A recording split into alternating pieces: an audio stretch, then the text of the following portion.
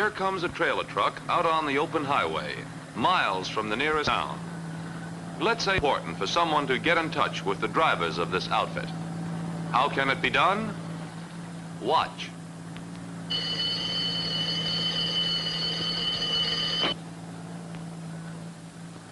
CL4 3592. This is Joe. Hello, Joe. This is Bill. Where are you boys now? There you have it. A practical example of modern communication. Okay, I'll call George.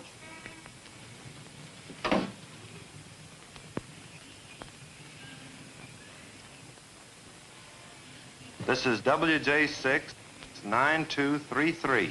Give me Adams 2-6635.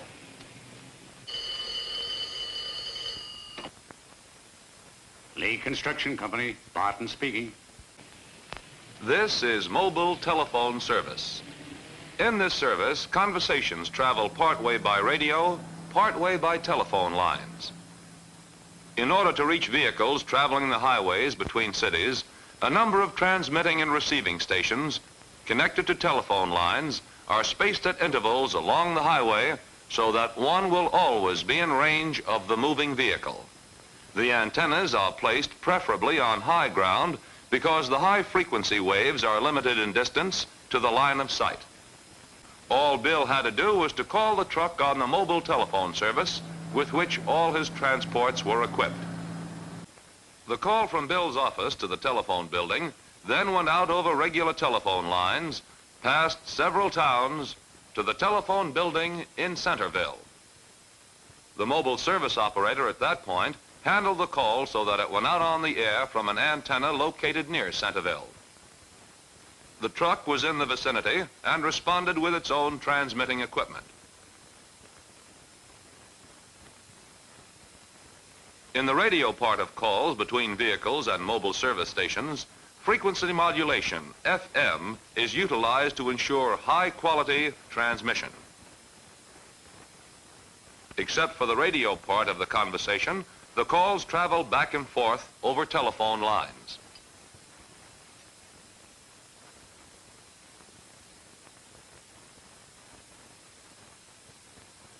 Another type of mobile telephone service was used when our friend Mac called from his mobile telephone. This service is designed to provide a means of communication for those who travel in city areas as well as those who travel along intercity highways. Any place having regular telephone service or any vehicle having mobile equipment can originate or receive a call. In the case of a call from a vehicle, it is transmitted from the car to the nearest of the several station receiving antennas.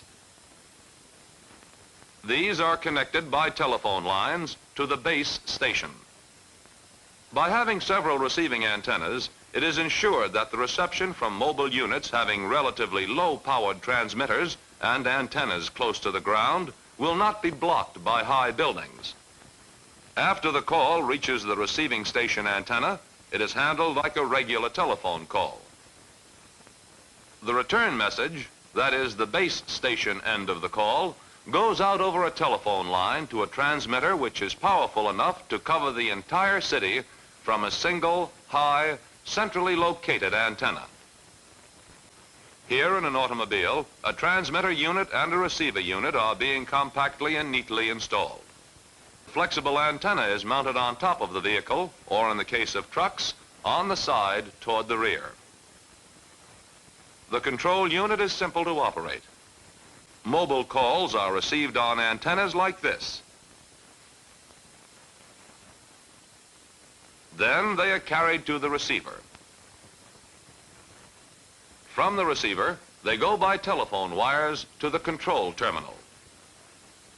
Then to the central office switchboard, and thereafter being handled as ordinary calls. Throughout the country, mobile telephone stations are being expanded to become links in a nationwide network. It is one more step toward telephone service for anyone, anytime, anywhere.